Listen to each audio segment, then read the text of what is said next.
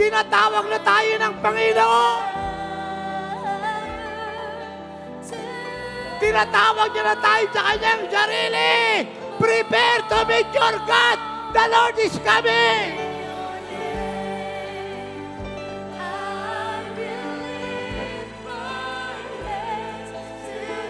Do you understand that? Tinatawag niya na tayo. Ang sabi niya, anak, ihanda mo ang iglesia ko. Ihanda mo mga anak ko.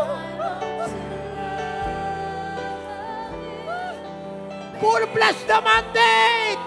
Anong mandate? Teach them to love me.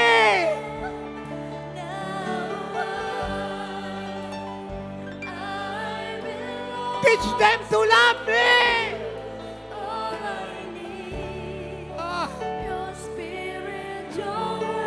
Full bless the mandate, son, I am coming.